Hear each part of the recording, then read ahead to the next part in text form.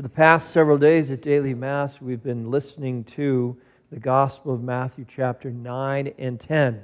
And Jesus is preparing his apostles and disciples to go forth and spread the good news. 2 days ago, he told the apostles, and by extension, he told us, go to the lost sheep of the house of Israel, not to the pagans or Gentiles. Now, right before he ascended into heaven, he said, okay, now go to the pagans and Gentiles. But at this moment, it was the lost sheep of the house of Israel. That was the priority. And my sense is today, the lost sheep of the house of Israel are the baptized, non-practicing Catholics. And we all know lots of them. And then yesterday, Jesus gave very specific instructions to his apostles of what to do. Cure the sick, cleanse the lepers, raise the dead, drive out demons. And we took a few minutes to think about that, and we realized that's really dangerous work. That's really dangerous work. Well, today it gets worse, all right? Jesus says, brother will hand over brother to death. Well, that's awful. And the father his child.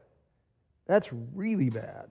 Children rise up against their parents and have them put to death. That's awful.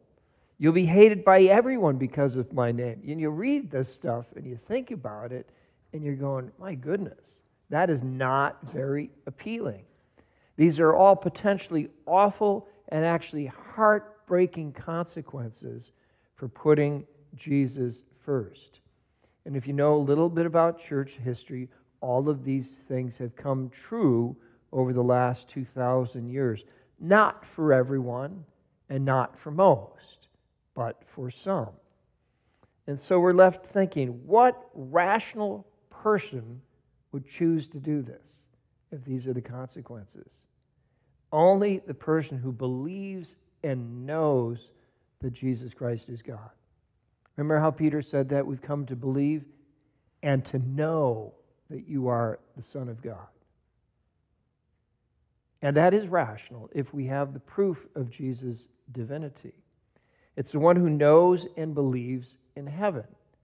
It's the one who knows that our ultimate happiness is in heaven with God.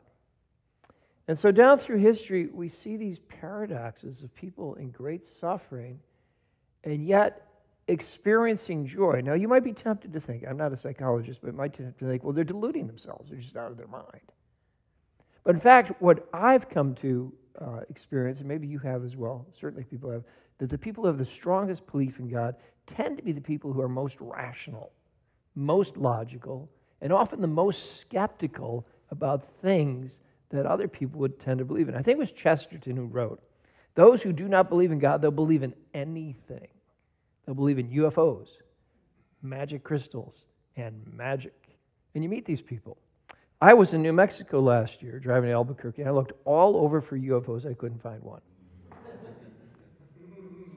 Real disappointment. I spent hours all over. Where are they, man? There's no UFOs out here.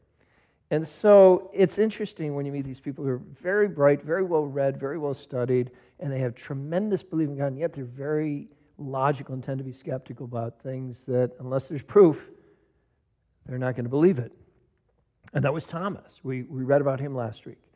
Doubting Thomas, but great Thomas, because when he finally realized that Jesus Christ had risen from the dead, he walked 3,634 miles to India to evangelize there. That's a lot longer than the walk to Mary. The walk to Mary is 21 miles. So we see this paradox. We saw this paradox in Maximilian Kolbe in the starvation bunker.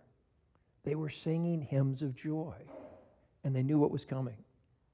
We saw this paradox with the 65 Claretian martyrs of the Order of St. Mary Claret. The night of August 12th, 13th, and 14th, 1936, they knew they were going to their death, and they sang hymns of joy.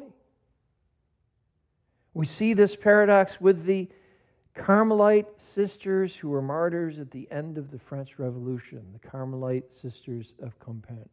I think it was your mother-in-law who gave me that book, and I never gave it back to her. She said, where is it? I think it was your mother-in-law who gave me that book. The French martyrs, the French Revolution. It's a paradox, right? And of course we want to love our mother and father and our brothers and sisters and our friends. But at the end of the day, we have to put Jesus first. It usually comes down to little things on a daily basis. But what confidence that gives us, what joy that gives us, and what compassion that gives us. These words are challenging words. Jesus Christ is challenging, but for those who embrace Christ, he gives us the freedom of the children of God.